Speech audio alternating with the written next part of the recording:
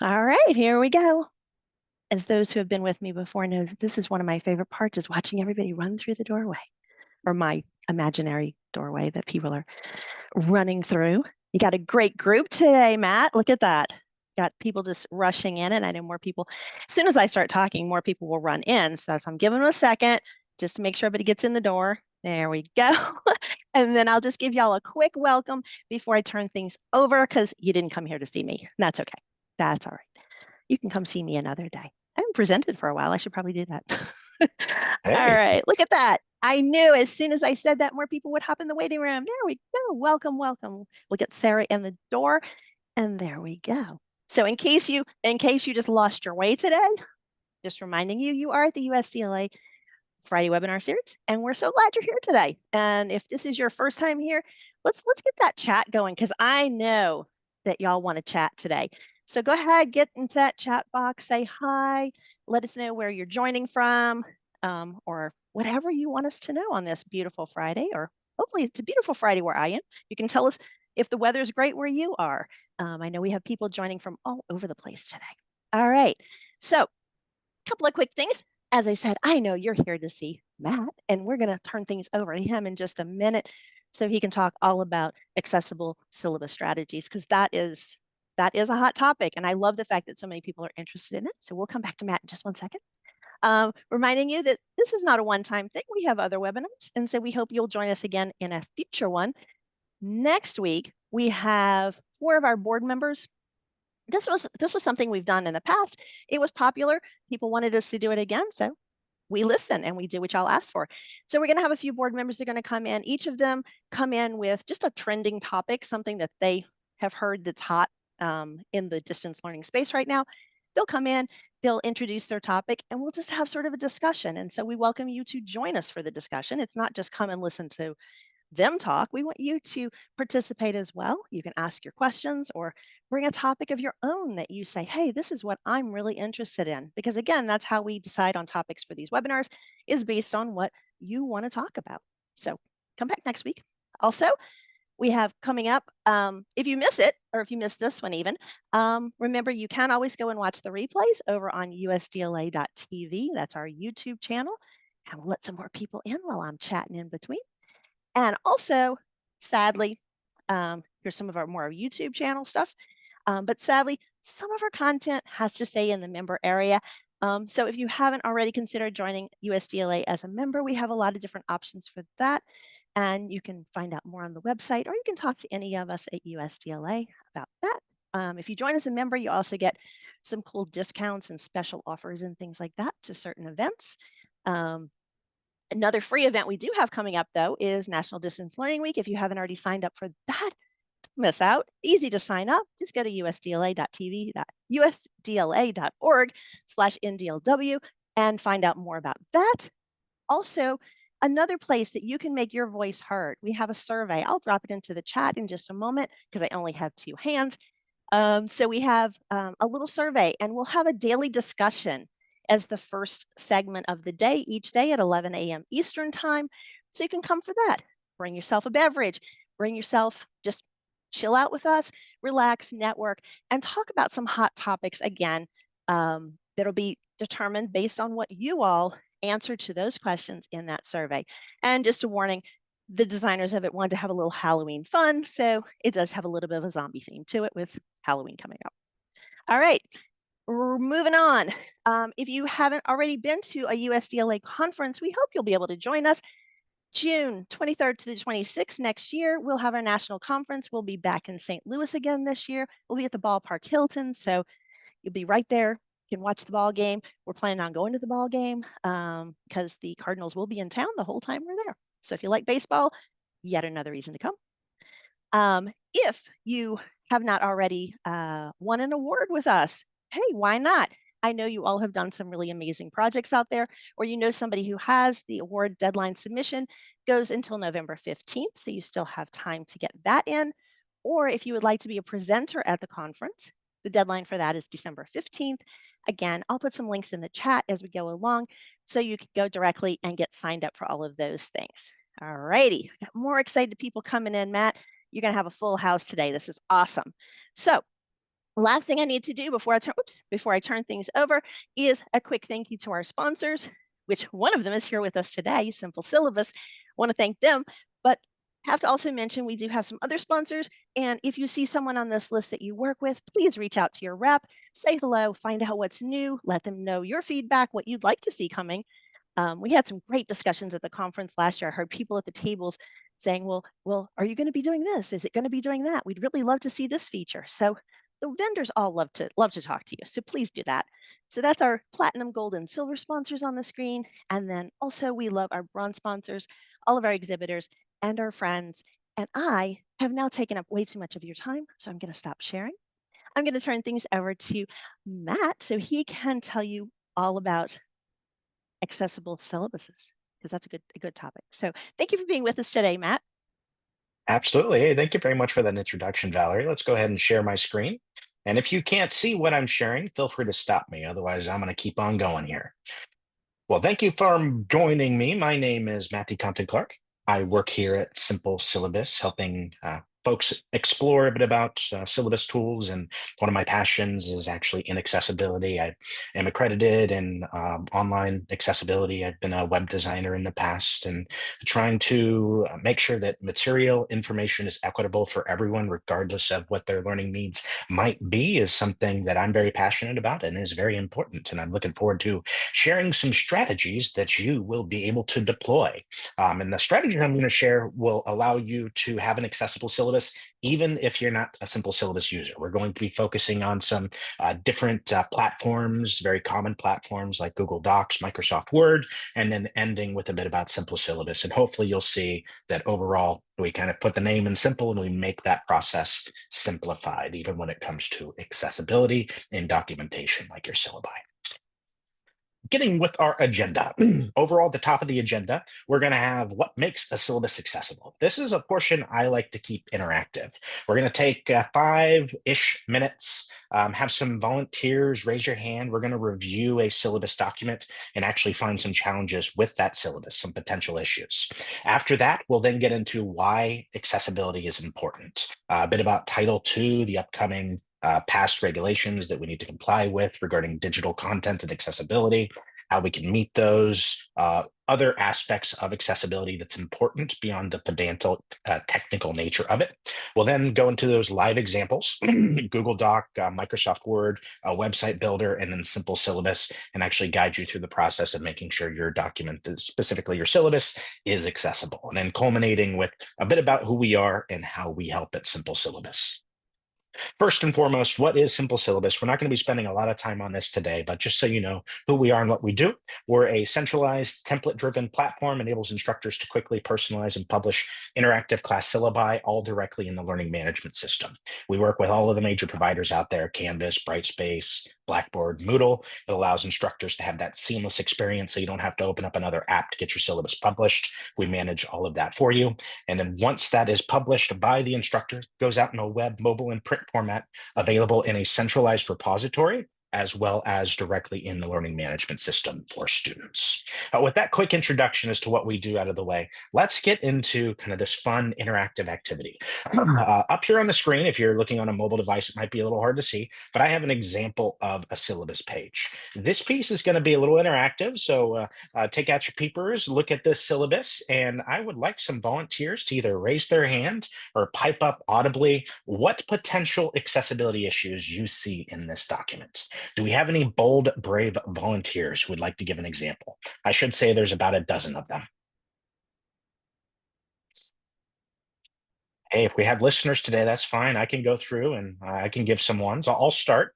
A really good example of accessibility in a document is alt tags for images. There's 2 images represented here. We have one image of my beautiful headshot there, as well as this top banner image introducing the school.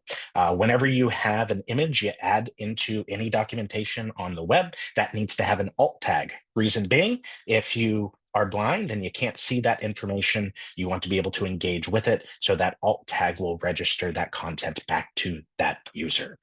Any other suggestions? And feel free to pop them in chat if you would like as well. I'll pop open the chat window. I accidentally clicked out here. Let's go back a couple of notches. I'm going to take a peek at chat. Yeah, so we have a good one in chat. Color for contrast, low contrast. So down here at the bottom of the page in particular is this yellow highlight noting that the syllabus is subject to change. There is a specific contrast ratio that you need to comply with in order for users to adequately review content. So everybody's eyes are a little different. And in some people, their eyes will have challenges deciphering contrast between different colors. So this line on the bottom, for example, may end up just looking like a solid white or yellow line with no content in it. Could be a degree of color blindness. Again, everybody's eyes are a little different. So just because you can see it doesn't mean that other people can. Another example, a really good one we have here, is the heading in documentation. So within a digital document, there needs to be a structure. I'll go ahead and speak a little more slowly. Within a digital document, there needs to be a structure of that document. The reason being, when a screen reader is approaching that material, it's going to give a high-level overview as to what the content is they're looking at. As visual individuals, people that can see, we can glance at some material and immediately make sense of how this content is structured. So up at the top, we have our title. We then have subsections that break down the content. And as we're reading this visually, our eye can be drawn to the relevant information we're looking for. When you are making sure a document is accessible to those who may not be able to see, having headers that informs the computer how a document is structured is essential, as initially a screen reader may start off with that broad overview that we are benefited from virtually, giving a document structure. So up at the very top here, this heading describes the document, short-term financial management. That would be an example of an H1 title. Below that, we have subheadings, instructor information, course information. That would be the example of an H2 title.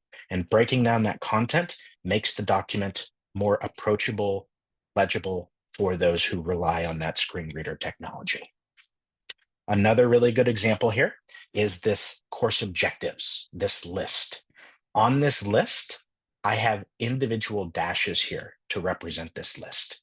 It is not adequately formatted as a list, right? As people who can see and read, we take a lot for granted. All of the context that we gather from visual clues allows us to make sense of how a document is structured. When you're relying on a screen reader, that visual context is completely removed. So down here, we need to make sure that these are properly formatted lists. So as a screen reader is approaching that content, it's going to dictate back to the user that you are in a list. And this is the, for example, second element of that list, allowing that individual reviewing the syllabus to have that context. Oh, lots of other good examples here. Another one is here in the catalog description. You need to have descriptive links. You should never have a link that says something like click here, because when a screen reader is dictating that to the user, the click here doesn't make any sense to them because they might not understand the context around it. So a lot of accessibility is in understanding context, universal design, and approachability, trying to put yourself in the mindset of somebody who doesn't have that benefit of being able to see to understand the context of a document. So really good examples there. Thank you very much for pointing those out. And there's actually a few more in here, but as we get towards the end, we're going to pull up a tangible example of this syllabus, both in Microsoft Office as well as Google Docs.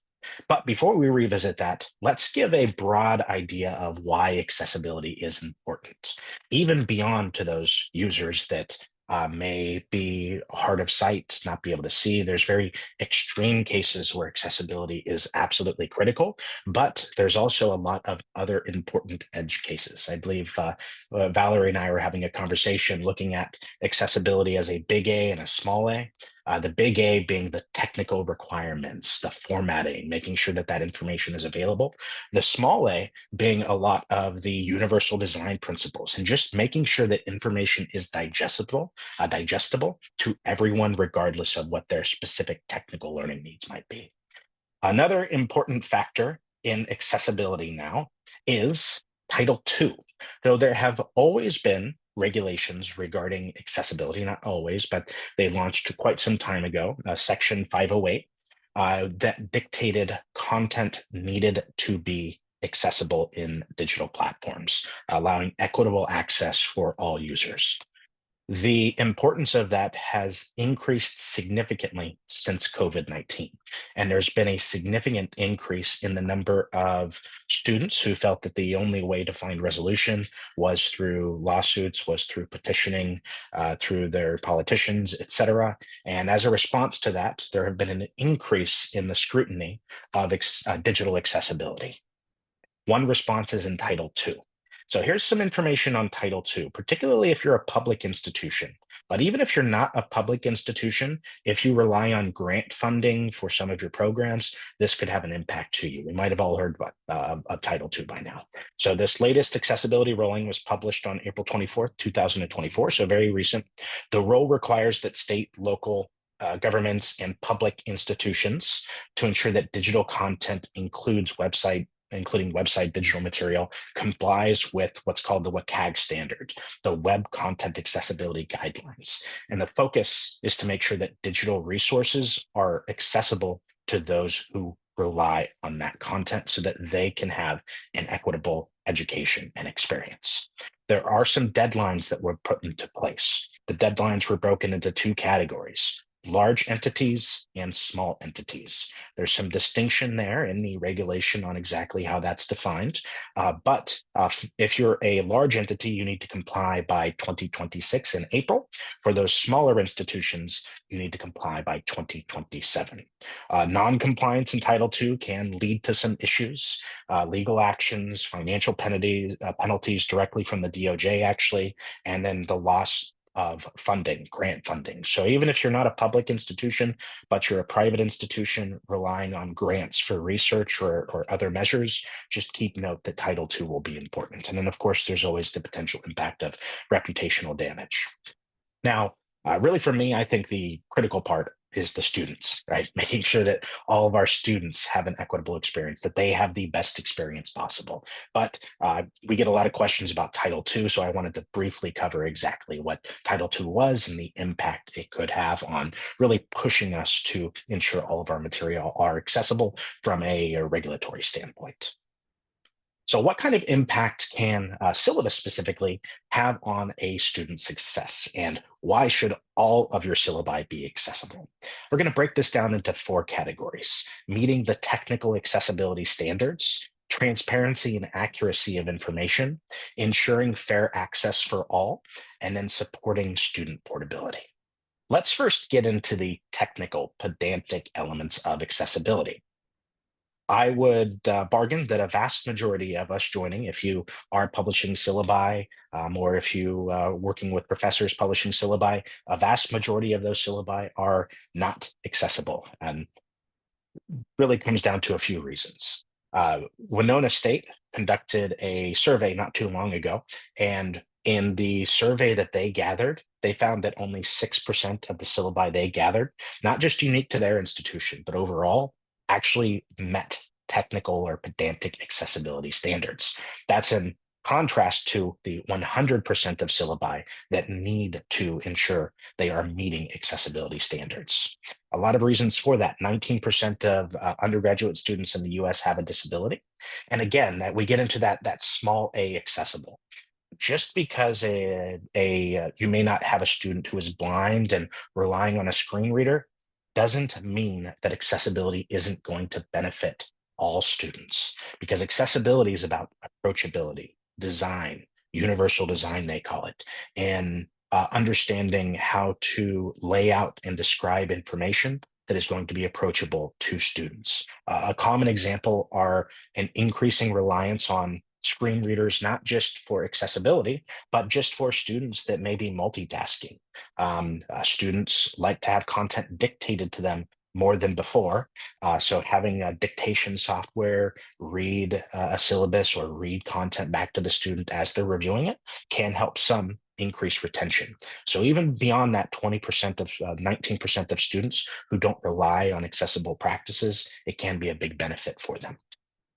Interestingly, in distance education courses, UC Davis did an interesting study, and they found that students that had accessibility needs rely more predominantly on online courses. So here with USDLA, distance education, you have a larger percentage or larger proportion of students that are really relying on that content.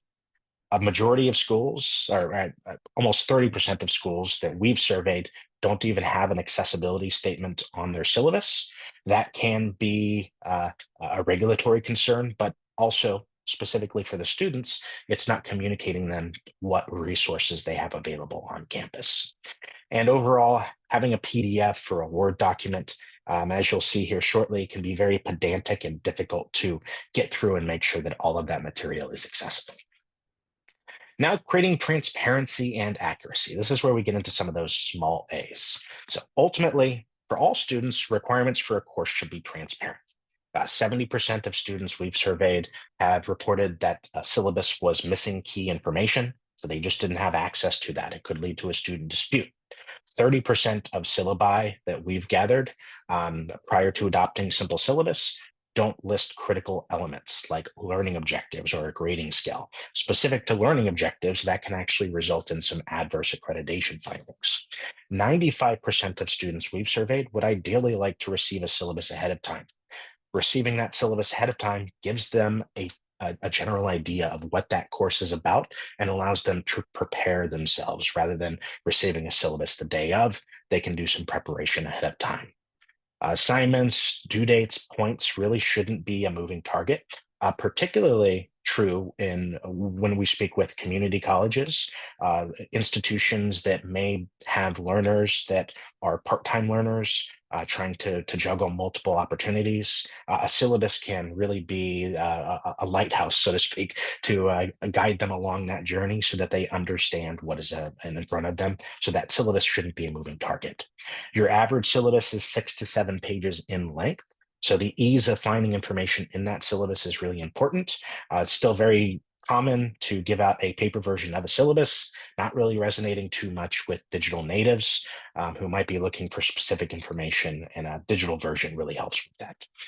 I think interesting in this study, they looked at a syllabus as a means to broach and break down barriers. And a specific quote from this research paper here, and I can provide a copy to the slides, is the content in the syllabus can serve to equalize the information that students from different backgrounds know about course policies, and university resources.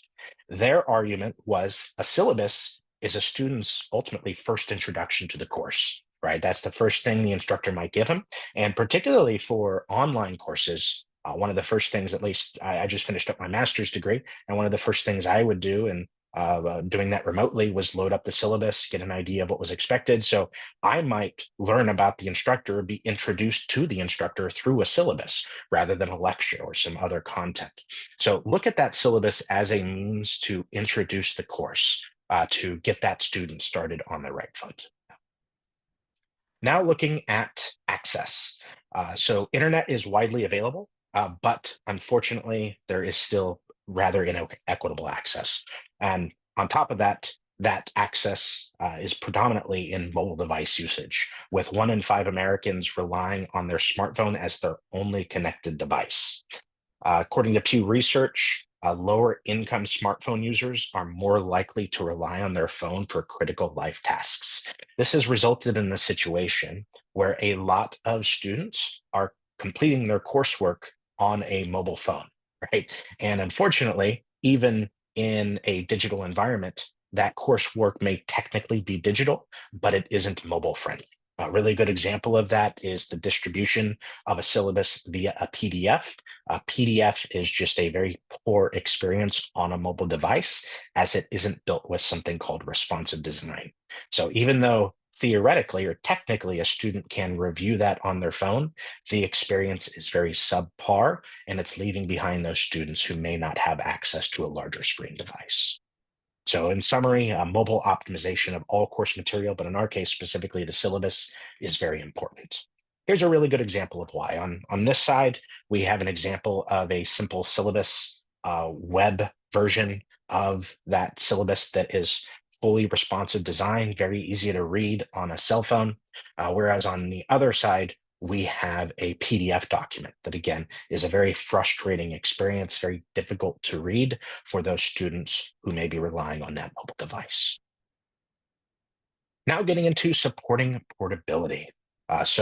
Minority students, unfortunately, are more likely to face rent hardships due to displacement, even post-COVID, even still to this day in 2024, we're still dealing with a lot of the impacts. So again, courses can't be a moving target because the students who need the support the most tend to be those who are unfortunately having a harder time catching up. So ensuring that a syllabus is accessible, ensuring that that syllabus is following universal design principles, has equitable language, can be one small step, in some cases a significant step, to helping start the students on the right foot. Giving the students freedom to research and understand courses ahead of time, the syllabus can actually be an introduction to an institution.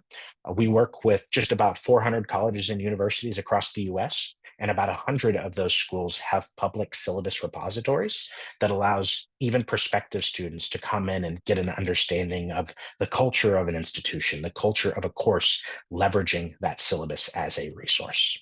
That can also help with transfer articulation, right? Having a syllabus as once that course is completed, as a static document that can be accessed even post the course finishing, allows students to more effectively take the credits at that course and transfer them into a university if you're a community college, or if they are going for a master's degree continuing from their undergrad, allows that content to be accessible and applicable to as they continue their education. And having those resources in a repository for syllabi can be very helpful.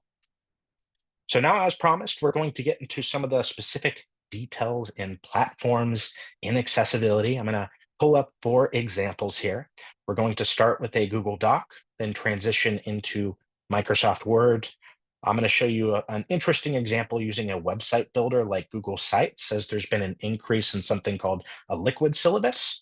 And then finally, we'll end on showing you how to make a document accessible in simple syllabus. Getting out of the presentation here, as I mentioned, the first page we're going to go to is a Google Doc. Now, due to the sake of time, this isn't going to be an exhaustive document accessibility practice. This is going to give you some high-level ideas on what to watch out for in document accessibility using those common platforms. A lot of folks use Google Doc as it is a wonderful resource, and Google makes it available for free. So we're circling back around to that syllabus that we had visited in the beginning of our conversation. The first issue we have here is this header. This header does not have an alt tag. Also, interestingly, you should avoid using typed in words on an image, such as the College of Business here. Now, you can include those if they can be registered in a short abbreviation or an alt tag. But if you have a really complicated image with like a word chart and word flow diagram, avoid taking a screenshot of that and uploading it as an image, because again, looking at it as a user or a syllabus viewer, he can't see that content. When a screen reader dictates it to them, they're going to have zero context as to what that content is. Now, one of the cool things that I really like about these upcoming AI technologies is AI actually has been used more and more as an alt tag replacement, which is kind of cool, because that AI can give the user the context and dictate that back to them. But as we all know, or at least we all should know about AI at this point, is it's not perfect. It can hallucinate. So it's really no replacement to effective use of accessibility. You know, we shouldn't be cruxing on that technology as a means to not follow accessibility practices, but it is nonetheless a fun silver lining. As we go further down, we see this short-term financial management. This should be formatted as an H1. In Google Docs, you can do so up here with the styles. You see how this is normal text? If a screen reader were coming across this content, it wouldn't know how to logically break that out. So we need to explicitly tell the computer, hey, this is an H1 heading, dictate that back to the user as such. Further down from that, we come across our H2 headings. right? So what's the difference between an H1 and H2 and H3? It really comes into how the document is structured. It's very visually intuitive. If your eyes break that down as a subheading, it's likely an H1 or an H2. Below your H2 should be your H3 headings. It's just a visual categorization or a visual structure of how content is designed that you're dictating directly to the computer. So this should be an H2 title. As we come to our headshot, we need an alt tag. We can add an alt tag here in Google Docs by right-clicking. You see that little alt text button. When we add that alt text, it's going to pull open the image options, and we can see this on the side. Over here, we have some challenges. This is an interesting one. If at all possible, avoid using tables as layouts. And if you do use it as a layout, it should be tagged as such. This is actually one of the challenges with Google Docs and Word Docs, is it's not quite possible to tag a table as a layout. And you may ask, well, why is that important? It again gets to the context. We need to be able to tell the computer how this material is designed so it relays back to the user. When you use a table as a layout and a screen reader comes across that table, the first thing it's going to its assumption will be this is some sort of data like we have here. So it's not going to dictate back to that individual and read it correctly. So there might be a jarbled situation where things are out of context and don't make any sense. Continuing our journey, we want to continue adding our H2 tags. We also want to add in our links and make sure that these are descriptive. During the high-level overview, we covered how you want to make sure that these are formatted as lists. You can do so over here, really easy. Just make sure that these are bullet points, and this is now correctly formatted as a list. As we get into our table, this is where things get a little tricky, and it's a limitation of Google Docs. For your tables, every table should have a header. Ideally, a single header at the top, but you might also need a header as a row, depending on how the information is arranged. It's a little tricky to do in Google Docs. You actually can't assign something as a header. A little frustrating. You can in Microsoft Word, which we'll get here to shortly. But ideally, formatting this, you need to add a header. And then finally, you'll want to watch out for these contrast issues. Try to make sure that content stands out. The rule of thumb is a 3-to-1 contrast ratio, but you can really only figure that out through accessibility checkers. Speaking of which, unfortunately, there's really no accessibility checker in Google Docs. There are some free extensions you can get. I don't want to advocate for any of them because they're all external and it requires a G Suite subscription. Google doesn't have a built-in accessibility checker in Google Docs, kind of a limitation. So just if you do use Google Docs and you want to scan for accessibility, you'll need to use some kind of external tool. And that leads us directly into a quick overview of Microsoft Word. So very similar to Google Docs in the overall approach and experience, right? Google built Google Docs largely based off of Microsoft Word and the success there. And Microsoft really built up Word based off WordPress, if we want to go back far enough, but I digress. Same approach here, right? Same issues. We have the ability to add in alt tags, right-clicking, formatting your picture, etc. Now, what's cool about Microsoft Word that Google Docs doesn't have is they actually have an accessibility checker. So if you go to the review tab up here and you click check accessibility, it will do an accessibility scan on this document. The downside is it's not perfect. The reason it's not perfect is the computer isn't intelligent. So it doesn't know what the context is of this document. It doesn't know that this is a syllabus that's going to be sent out to students. So it doesn't really know, okay, well, what's a heading, right? Well, what is a heading to a computer? It doesn't understand that. So it's only going to flag the very obvious issues, such as missing alt text and missing table headers. Still very helpful nonetheless. And we can even click on that and it will take me to that table. And then once I'm in that table, I can actually add a header in Microsoft Word by customizing this table, right-clicking, inserting a table header. And that is definitely a step above what you can do in Google Docs, actually adding those table headers. All else, again, is identical, but that accessibility checker can be very helpful to give you a high-level summary of those very obvious accessibility issues that may be bubbling up. The last tool I'm going to show you here before we get to simple syllabus is a website builder called Google Docs. I mean, a Google Doc, Google Sites. This is a very common one, as it is free and available from Google. There's been an increasing emphasis on this concept called a liquid syllabus. Liquid syllabus is essentially a digital native, approachable, humanized version of a syllabus. It was originally thought of or broached in the California Community College system and has expanded on beyond that. It's all in all really intended to make a syllabus approachable. And one of the methods of doing so is making sure that the content is available for digital natives. And you can accomplish that through a website builder similar to what you have in Google Sites here. So this is the same type of document built as a liquid syllabus in Google Sites. That's a free website builder. So same kind of information. The one difference here is a website builder like Google Sites doesn't let you add in tables.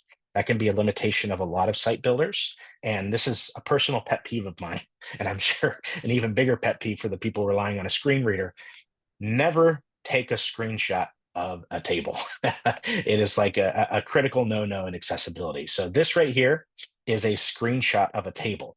However, when a screen reader is coming across this, it can't read any of the text. It doesn't know anything. So all it's going to tell the screen reader user is that you've come across the table.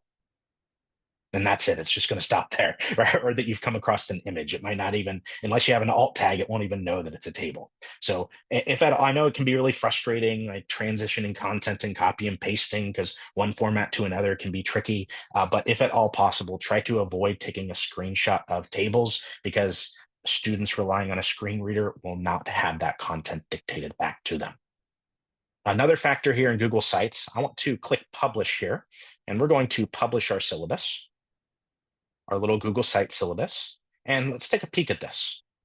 So getting to the subject of accessibility checkers, how can you check for accessibility on a website? Well, the good news is there's this really cool tool that is open source and free called Wave. Wave is a browser extension. But if you do a Google search for Wave accessibility, you'll find it. As long as you're getting the correct one from Wave, it is safe, very, very easy to use. I have that installed here in this. This is an Arc browser. It's basically an extension of Chrome. And over here on the side in Wave, we have all of these accessibility errors that have flagged up. So similar to that Microsoft Word doc, we have these issues such as a missing alt tag, and we can actually scroll through these issues. We have different alerts here. We can see that it's flagged this link, for example. So Wave is actually a really sophisticated tool. It even gets more methodical than something like Microsoft Word. And if you are unfamiliar with Wave and you use a digital or a liquid syllabus, I highly encourage you to at least run your liquid syllabus through the Wave checker and try to hammer out some of those more egregious and really obvious accessibility issues. So that Wave tool is fantastic. But now getting to the piece de la resistance, making sure that accessibility is as easy as possible. This is where we pop into simple syllabus. Now showing you this simple syllabus example, I'm going to load open Canvas. As I noted, a simple syllabus, one of the benefits is we interface directly with the technology an instructor is already accustomed to using, which nowadays is the learning management system. I'm showing you this example in Canvas, but we support all of the major platforms. This works identically in Moodle, Blackboard, Brightspace, etc. So here within Simple Syllabus, let me show you how I've navigated here. We'll go to our course home. Over here on the side, if you have Simple Syllabus installed, there's a little icon that says Simple Syllabus. If I click on that, it's going to load open the syllabus builder. I should mention that this little icon is what they call an LTI launch, Learning Tools Interoperability, and it can be named whatever you would like. Also, importantly, if you are joining us here as an instructor, unfortunately, Simple Syllabus is not available for individual licenses, one-off for an instructor. It's something that we partner with a school, and we release that as an available option to the institution. And I'll explain why in a bit here as we go through this syllabus. So here's our syllabus builder. Right off the top, all of the content you had built out the last term is going to carry over for you, so you don't have to start from scratch. In addition to that, Simple Syllabus is constructed using these dynamic templates. And this is a really big reason why we have institution licenses rather than individual licenses, because those templates are built specifically to your school, and they're built by either individuals within your institution, or if they leverage our services, we have some accessibility experts on staff that can build out these templates and really help so you can hit the ground running. And those services are actually available at no cost. We just do that as part of the implementation process. So right off the bat, what's really cool is an instructor is delivered a fully accessible experience. So remember when we were talking about the pedantics of making sure that you had all your tags correct? Well, we've managed that here for you. So we have our H1 tags all set up. We have our H2 tags set up with these different, what we call components that build out each individual syllabus. Now, one really cool factor of Simple Syllabus is it's not a rubber stamp, one size fits all template. We are very faculty and instructor oriented. So we want you to customize your syllabus, really personalize the course. So again, you can focus on the small a of accessibility, making sure that you're humanizing this documentation. One of the ways we accomplish that is through our integrated accessibility checker. So if at any point in time you want to scan for accessibility, down here in the corner, you have this little accessibility icon. You click on that, and it's going to bring you to all of the potential accessibility challenges of content that was added by the instructor. Again, emphasis on that. The template itself is fully accessible, but as I, as an instructor, go and drag and drop images, add in lists, and customize it, it may be possible to get that out of compliance. So this checker really helps bring you back in so that everything is up to snuff. So in this case, we flagged an issue where this list needs to be properly formatted. We can click this little checkbox here, and we're going to manage that for you, right? So a lot easier than that Microsoft Word example where, hey, it tells you, hey, you got this issue, figure it out, right? We'll actually walk you through the process and do that for you. Let's click next here, and we have another accessibility issue for this image, which is missing an alt tag. So let's go ahead and call this accessibility image. We'll click next, and that image has now an alt tag associated with it. We're then going to go to the next issue, which is this header here. This header is missing a table, very similar to what was flagged in Microsoft Word. However, in our case, you can click this little button, and it's going to add the table header for you. We're also going to flag an issue that was not noted by Microsoft Word, which is that this table is missing a caption. Again, a big part of accessibility is about context. Because those relying on a screen reader don't have visual context, we need to add, in this case, auditory context. So a table caption is basically, hey, this is what this table is for. This is what this table is about. So we will say that this is a course overview table. Click next, and we now have that caption that has been associated. And we'll go back and sort out our list there. Another really cool factor with Simple Syllabus and making sure that it's engaging and approachable, you can add in video content. And with this video content, you can make sure to bring in captioning information. That's also an important factor in accessibility, are those captions. So when you embed a video, that captioning data can come through so that if in this case, a deaf user is watching the video, they can read that captioning data. So accessibility has all sorts of facets. Another really big helpful aspect of Simple Syllabus is we try to take a structured approach to guiding an instructor along through the building process. A good example of this are these course objectives. So these objectives, due inherently to how they're added to the syllabus, are going to be automatically formatted as accessible. So we'll say be able to use Excel. We'll click save. And this has added a bullet. So I don't need to worry about the formatting of the list. That was all accomplished for me. All I need to do is add a few objectives, and Simple takes care of all the pedantic nuance of that accessibility functionality.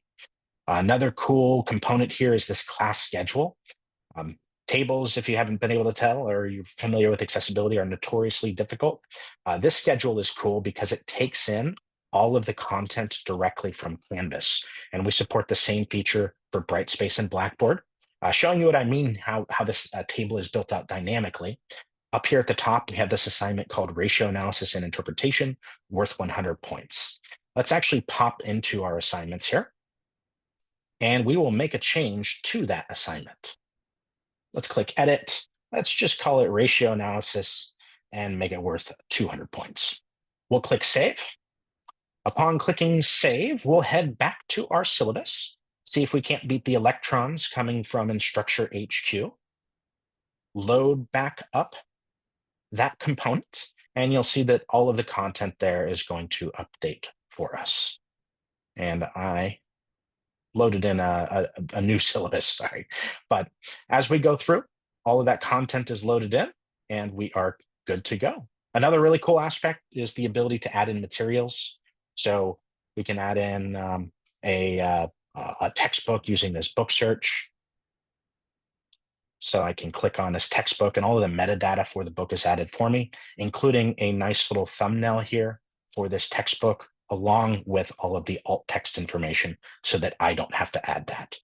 What we've found in accessibility and really just presenting information effectively to students, faculty are strapped for time. There's never enough time in the day. So when we can take off those little tiny details and just make the process intuitive, it improves an instructor's ability to really make sure documentation is accessible. And ipso facto, you end up with far more effective, accessible material for your students. Winding down here, giving a summary of overall how syllabus management helps. So overall, faculty friendly, a seamless experience integrated with the learning management system, that template driven approach where templates are inherently accessible and more accessible and harder to break than you would find in a Google or a Word doc. You know, you can have a template that isn't a Word doc, but those Word docs can be very rigid and easy to break if you make a mistake, type over something that needs to be accessible content in there. Curated publishing experience, being very faculty focused, adding in those helpful tips you might have seen on the side that allows you to take a step back and maybe include equity-minded language or just reminding instructors on little details of universal design practices. Dynamically importing content and data. This is a really big factor we weren't able to get into a lot today because it doesn't touch on accessibility, but it does have those small a benefits as it saves instructors time, so it gives them the ability to focus on other details. We can pull in information from your student information system, your learning management system, et cetera, and pre-build out elements of the syllabus for you. So it allows you to have a customized, curated document where you don't have to methodically go and copy and paste in all of that content. And then we covered that accessibility checker that we released earlier this year. For the student-centric approach, how syllabus management again helps, again, integrated directly with your LMS. That content is always accurate through those LMS and SIS integrations, delivered in multiple form factors. When published, you have a web, mobile, and print format, and then you have access to a student portal where students can come in, see all of their syllabi, even syllabi they've taken in the past, which really helps for that transfer articulation and student mobility. A lot of information there. Hopefully you found some of the practices and approaches helpful, even external of simple syllabus. We wanted to make sure that you could walk away with something tangible today and making sure your documentation is fully accessible, even if you're not a simple syllabus user. But if you do need anything or have any questions, we'll be here for the next 10 minutes, getting those questions answered for you. I'll turn it over to you, Valerie. All right. Well, thank you. First of all, like that whole statistics section at the beginning, I felt like we could like there were like 1,000 topics in there. Like I was like, oh, we should talk about that more. Oh, we should talk about. So if nothing else, I think there had to be something in there that everybody was like, oh my gosh, I'm taking this back and sharing this with my team, like, did you know there's only 6%? Like, some of the numbers were like astounding. So thank you so much for being with us today. You did have an earlier question. There was a little chatter. I always like to just bring these out because I know some people might be on mobile devices, might not have been following the chat, so I don't want them to miss out. Um, there was a question earlier about the discussion about providing syllabuses early, and Mhm. asking the question of how early should, ideally, how early would you want the syllabus to be available? Or did you have any feeling from the numbers from the students, like they wanted a week ahead, 2 weeks ahead, or any Yeah, that's a really thoughts good there? question. And the reason it's a good question is there are multiple definitions of early. There's even some states with specific legislation regarding the availability of general education courses. Florida, for example, they require. Now, Gina works in Florida. She's our rep. You might have seen in chat. I believe it's 45 days ahead of time that those syllabi need to be published. But I'd make an argument that 45 days is a little far ahead of time. Now, students ideally, when browsing or registering for courses, would like access to a syllabus, as it's going to be a strict outline, even more so than a catalog description of exactly what is required within a course. But even if they can find a previous syllabus for that course, that can be a very helpful resource. So Yeah. the definition of what is early enough, I think, is ultimately going to be down to the student. Um, so I can't directly answer that, but I would say, hey, as much time as you can give for students to prepare. If they're already enrolled in that course, 1 week is at least enough time for them to make sure, double check that they have all the textbooks that communicated on the syllabus, that content that might be external of that syllabus, just to make sure that they can get up to speed. Love that. Yeah, and it's going to vary. There was Angela mentioned that they used to be able to change start dates in Blackboard. Like depending on what LMS system you're using, you may have some limitations. And as you mentioned, legislative, it has to be this many days or not this many days or whatever. But yeah, I mean, I'm with you. I can remember registering for some courses, and like I had to register for the course, and I had no idea what was going to be expected.